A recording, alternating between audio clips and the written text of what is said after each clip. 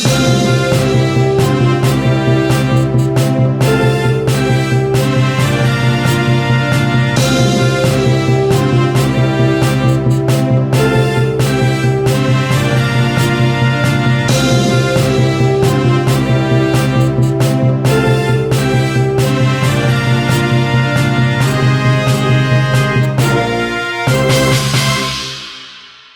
اللہ الرحمن الرحیم۔ Programme media talk کے ساتھ میں حفیظ عثمانی آپ کی خدمت میں۔ آج کے ہمارے مہمان ہیں جناب مفتی احسان الحق صاحب۔ آپ لال مسجد دارالافتاء کے سینئر مفتی ہیں، شیخ الاسلام مولانا مفتی محمد تقی عثمانی صاحب کے شاگرد خاص ہیں، استاد حدیث ہیں۔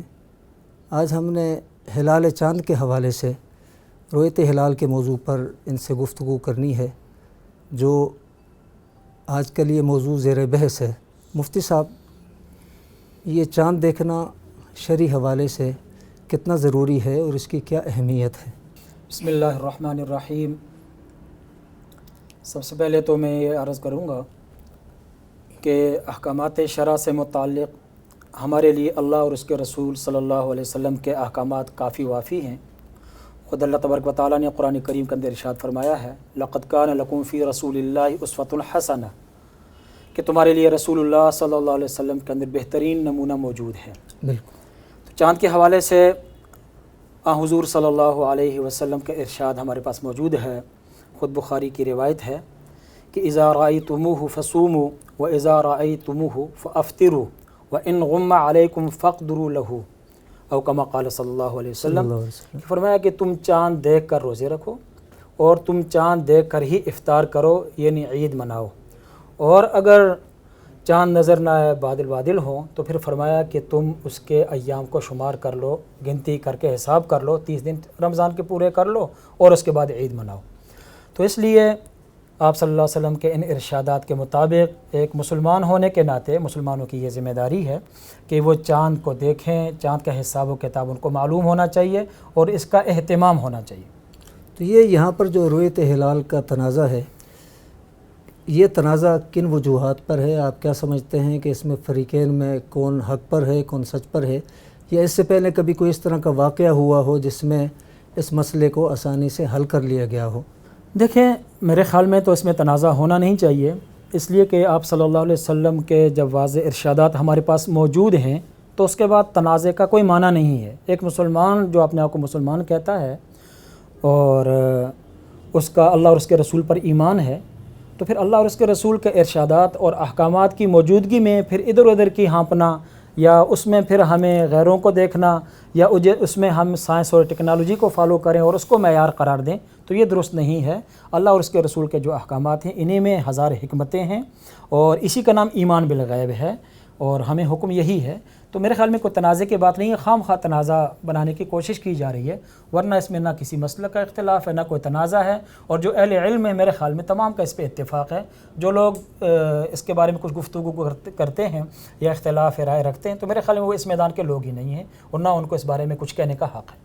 اس کمیٹی کے سے قبل مفتی منیب صاحب سے قبل کچھ عرصے جو ہے وہ مولانا عبداللہ صاحب جو مرکزی لال مسجد کے خطیب تھے وہ بھی رہے تھے، تو ان کے دور کی کوئی مثال اگر آپ بتانا چاہیں کہ جب یہ مسئلہ جو ہے وہ کسی وجہ اور تنازع کے بغیر ہی ہمیشہ حل ہوتا رہا اور کبھی تو کوئی تنازع آیا ہو تو اسے حل کر لیا گیا ہو۔ اصل میں تو یہ تمام مسلمانوں کی ذمہ داری ہے کہ وہ خود چاند دیکھنے کا اہتمام کریں، اور حکومت کی طرف سے باقاعدہ اس کے لیے ایک ادارہ بھی تشکیل دیا گیا، اور میری معلومات کے مطابق وہ ادارہ بھی تشکیل اس لیے دیا گیا کہ شاید کچھ عرصہ پہلے اس حوالے سے بھی کچھ بات چیت ہوئی، کچھ گفتگو ہوئی کہ ہمیں سائنسی حوالے سے کچھ تاریخی متعین کر لینا چاہیے، لیکن اس وقت جو ہے مسلمانوں نے اس چیز کو تسلیم نہیں کیا اور اختلاف رائے ہوا، اور پھر اپنے طور پہ انفرادی طور پہ چونکہ مختلف علاقوں میں مختلف اعلانات ہوتے رہے، تو پھر ضرورت اس چیز کی محسوس کی گئی کہ قومی سطح پہ ایک ادارہ ہو اور وہ باقاعدہ اہتمام کے ساتھ چاند دیکھے اور پوری تحقیق کرے، تسلی کرے، اور اس کے بعد پھر وہ اعلان کرے اور سب اس کو فالو کریں۔ تو حضرت مولانا عبداللہ شہید رحمہ اللہ بھی اس طرح ایک عرصہ تک اس کے چیئرمین رہے، مفتی منیب صاحب جو ہیں وہ چیئرمین ہیں اس کے۔ تو میرے خیال میں جو نجی ادارے اس طرح کے بنے ہیں یا کچھ حضرات ابھی بھی اپنے طور پہ اس طرح کی باتیں کرتے ہیں، میرے خیال میں ان کے لیے مناسب نہیں ہے۔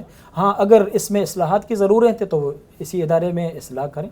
آپ جیسے ذکر کر رہے تھے کہ مولانا عبداللہ شہید ایک دفعہ پشاور بھی اس حوالے سے گئے، وہ کوئی واقعہ؟ جی بالکل، وہ ایک واقعہ اس طرح کا ایک مرتبہ پیش آ چکا ہے کہ حضرت مفتی مولانا عبداللہ شہید رحمہ اللہ کے زمانہ میں ایک مرتبہ ایسے ہوا کہ پشاور والوں نے اعلان کر دیا، تو دوسرے دن مولانا عبداللہ شہید رحمہ اللہ پشاور کے پاس تشریف لے گئے اور ان حضرات سے کہا کہ آپ لوگوں نے تو کل اعلان کیا ہے چاند دیکھ کر، تو آج دوسرا دن ہے، آج تو چاند اور زیادہ واضح ہوگا، مطلب بھی صاف ہے، تو مجھے آج چاند دکھا دیں۔ تو اس وقت وہ حضرت کو وہاں چاند پشاور سے نہیں دکھا سکے، بلکہ بلوچستان کے کچھ علاقے خوددار قلات وغیرہ ان علاقوں سے چاند نظر آیا اور اس کی رویت کے مطابق پھر دوبارہ فیصلہ ہوا۔ تو اس سے یہ بات معلوم ہو رہی ہے کہ یہ جو نجی اس طرح کے بعض حضرات اعلانات وغیرہ کرتے ہیں، تو میرے خیال میں جو پورے شرعی معیارات ہیں، پوری تحقیق و تسلی کا جو معاملہ ہے وہ نہیں ہوتا، شاید کچھ کمی اس میں رہ جاتی ہے۔ اچھا، آپ کیا سمجھتے ہیں کہ جی کہ وفاقی وزیر فواد چودھری صاحب نے ان دنوں جو قمری کیلنڈر کا اعلان کیا ہے، کیا اس پر اعتماد کیا جا سکتا ہے رویت کو چھوڑ کر؟ دیکھیں، جو کیلنڈر تشکیل دیا گیا ہے بظاہر وہ چاند کی ولادت کے اعتبار سے ہے کہ چاند کب پیدا ہوتا ہے اور کتنے دنوں کا وہ ہوتا ہے، اور پھر اس طریقے سے وہ چاند جو ہے وہ ہمارے ہاں کن مدار میں ہو، کس درجے پہ ہو تو پھر نظر آ سکتا ہے۔ تو ان حساب و کتاب کو انہوں نے بنیاد بنا کر یہ کیلنڈر تشکیل دیا ہے، تو اور اسی کے مطابق انہوں نے عید وغیرہ کا اعلان بھی شاید کر دیا ہے۔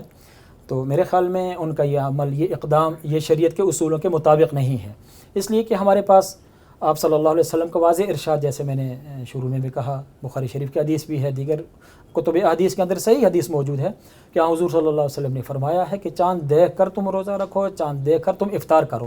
تو دیکھنے کا حکم ہے، شریعت کے احکامات کا دار و مدار وہ رویت پر ہے، وہ چاند کی ولادت یا حساب و کتاب پر نہیں ہے۔ حساب و کتاب سے آپ استفادہ کر سکتے ہیں، اور خود حساب و کتاب کا جیسے اسی بخاری کی حدیث کے اندر حکم بھی ہے، فَإِنْ غُمَّ عَلَيْكُمْ فَاقْدُرُوا لَهُ، کہ اگر چاند نظر نہ آئے، بادل ہوں، تو تم پھر اس گنتی کو اور اس حساب کو جو ہے اس کے مطابق تم فیصلہ کرو اور اندازہ کر لو۔ تو اس حد تک تو اس سے استفادہ درست ہے، لیکن اسی کو معیار قرار دینا یہ درست نہیں ہے کہ چاند جو ہے وہ پیدا ہو چکا ہے اور اتنے وقت کا ہو چکا ہے، لہٰذا جو ہے اس کے مطابق ہم عید منائیں گے اور روزے رکھیں گے۔ تو یہ آپ صلی اللہ علیہ وسلم کے واضح ارشادات کے مطابق نہیں ہے، ان کی بالکل مخالف ہے، اور آپ صلی اللہ علیہ وسلم کے جو ارشادات موجود ہیں تو اسی کو بہرحال فالو کرنا چاہیے۔ وزارت مذہبی امور کے ہوتے ہوئے، اسلامی نظریاتی کونسل کے ہوتے ہوئے، پاکستان بھر میں لاکھوں علماء اور دینی اداروں کے ہوتے ہوئے، کیا فواد چودھری صاحب کو یہ حق پہنچتا ہے کہ وہ اس حوالے سے گفتگو کریں؟ میں اس کے بارے میں آپ سے یہ عرض کروں گا کہ کیا آپ اس اقدام کو مناسب کہیں گے کہ کسی کا کوئی آپریشن ہو، سیریس آپریشن ہو، اور پیمز اسپتال کے اندر وہ داخل ہو، تو آپ کسی ماہر ڈاکٹر کے بجائے کسی قصائی کو لے کر جا کر کہیں جی اس کا آپریشن کر دیں؟ تو میرے خیال میں کوئی ذی شعور اس کو صحیح اقدام نہیں کہے گا۔ تو ایسے ہی جو علماء ہیں، جو رسول اللہ صلی اللہ علیہ وسلم کے ورثاء ہیں، جو قرآن اور سنت کے ماہر ہیں، ان سے ہٹ کر کوئی اور لوگ صرف سائنس اور ٹیکنالوجی کی بنیاد پر احکامات شرع کا فیصلہ کرنے لگیں تو پھر اللہ ہی حافظ ہے۔ پھر میرے خیال میں فواد چودھری صاحب کے بجائے امریکہ یہ فیصلہ کرے، برطانیہ کرے، یورپ کرے، تو میرے خیال میں وہ زیادہ ترقی میں ہیں، ان کے فیصلے پھر زیادہ بہتر ہوں۔ یہ آپ نے بالکل بجا کہا۔ اسی طرح وہ کہتے ہیں کہ جی کہ ایک جو رویت کمیٹی کا اجلاس ہوتا ہے اس پہ کچھ 40-50 لاکھ روپے خرچ ہو جاتا ہے، تو آپ کیا سمجھتے ہیں کہ جی کہ ایک اسلامی ملک میں ایک اسلامی مسئلے پر یہ خرچ کوئی ناجائز ہے؟ میرے خیال میں تو خرچ کی ضرورت ہی نہیں ہونا چاہیے، آنکھوں سے دیکھنے کے لیے کسی خرچے کی ضرورت نہیں۔ اللہ تبارک و تعالیٰ نے سب کو آنکھیں دی، اگر تمام مسلمان خود بخود دیکھنا شروع ہو جائیں تو میرے خیال میں یہ جھگڑا بھی کم ہو سکتا ہے، اور چاند دیکھنے کے لیے میرے خیال میں کسی خرچے کی ضرورت نہیں ہے۔ اگر اپنی سرکاری ملازمین کو اس کے تنخواہیں دیتے ہیں، اخراجات کرتے ہیں، تو وہ ایک اپنے ملازمین کے لیے تنخواہیں ہیں، میرے خیال میں چاند دیکھنے کے لیے کسی خرچے کی ضرورت نہیں ہے۔ اور اگر اس کے لیے ضرورت پڑتی بھی ہے، آمد و رفت وغیرہ کے معاملات ہیں، تو پھر اس پہ میرے خیال میں زیادہ پریشان نہیں ہونا چاہیے، جہاں ہمارے اتنے اور غیر ضروری اخراجات ہو جاتے ہیں، ہمارے اسمبلی کے ایک اجلاس کے لیے کروڑوں کے اخراجات ہو جاتے ہیں اور کوئی فائدہ، کوئی نتیجہ نہیں نکلتا سوائے جو ہے وہ تان و تشنیع ہے، شور شرابہ کے۔ آپ دیکھتے ہیں اکثر فیصلے وہاں نہیں ہو رہے، تو میرے خیال میں تو پھر ہمیں اسمبلی بھی ختم کر دینی چاہیے۔ ہاں، اسمبلی میں بھی تقریریں ہیں تو وہ تقریر باہر بھی کی جا سکتی ہے، باہر علماء اچھی تقاریر کر لیتے ہیں۔ باہر علماء تو اچھا مفتی صاحب، آپ کیا سمجھتے ہیں کہ اس کے اندر علماء کا بھی قصور ہے کہ جو آج یہ مسئلہ تھوڑا سا موضوع بحث بنا ہوا ہے، یا علماء نے اس حوالے سے اس سے قبل کوئی کام کیے ہیں، کسی ادارے میں کوئی کام ہوا ہو، یا علماء کی فلکیات جدیدہ پر کوئی تحقیق ہوئی ہو؟ دیکھو علماء کی اس پہ الحمدللہ کتابیں موجود ہیں، اور بطور فن کے علماء آج سے نہیں ہے، حضرت مولانا موسیٰ خان صاحب رحمہ اللہ کی اس پہ کتب موجود ہیں، اور علماء کی کتابیں موجود ہیں، مولانا شبیر کاکا خل صاحب کے فہم الفلکیات موجود ہے. تو اس حوالے سے الحمدللہ علماء نے پڑھا بھی ہے، پڑھایا ہے، تحریر تصانیف موجود ہیں.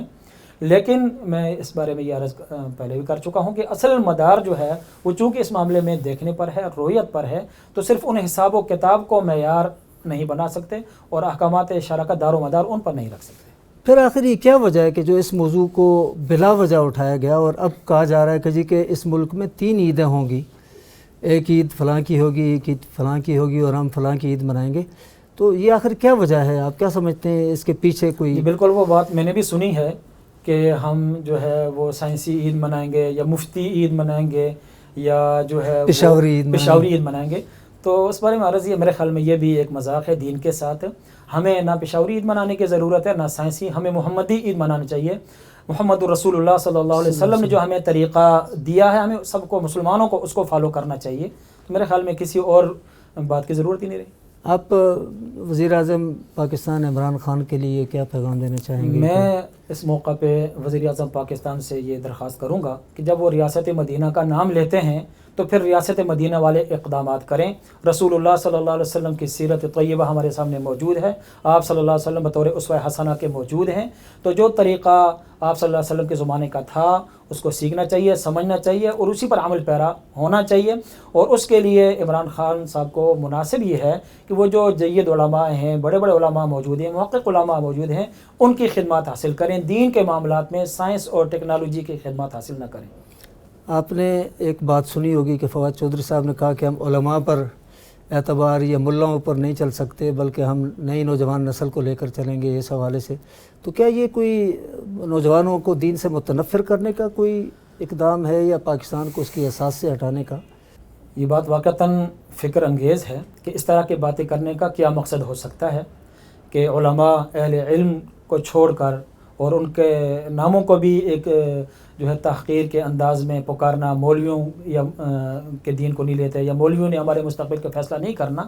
تو میرے خیال میں یہ بات بڑی ہی خطرناک بات ہے، اور یہ دین کے بے وقتی ہونے کی دلیل ہے ان لوگوں کے دلوں میں. بالکل. اور لگتا ہے کہ یہ لوگ واقعتاً نوجوانوں کو علماء سے، دیندار طبقے سے ہٹانا چاہتے ہیں. اور نوجوانوں نے جب خود فیصلہ کرنے، تو آپ سمجھتے ہیں نوجوانوں نے کیا فیصلے کرنے ہیں؟ انہوں نے اپنی خواہشات کے مطابق ہی فیصلے کرنے ہیں. ظاہر ہے ایک عام نوجوان جو دین سے واقف نہیں ہے تو وہ آپ کو کیا رہنمائی کرے گا، وہ آپ کو کیا کہے گا؟ ظاہر پھر وہی مناظر ہوں گے جو الیکشن سے پہلے تھے، آپ نے دیکھے، پوری دنیا نے دیکھے. تو نوجوانوں کی تو رائے پھر وہی ہوگی، وہی کچھ ہو، منمانی ہو. آخر میں وفاقی وزیر فواد چودھری صاحب کے لیے کوئی پیغام کہ وہ اس حوالے سے؟ بس ان کے لیے پیغام تو میرے خیال میں مناسب کوئی نہیں، ان کے لیے دعائیں ہے کہ اللہ ان کو ہدایت دے، سمجھ دے. آمین. شکریہ، بہت شکریہ. Thank you.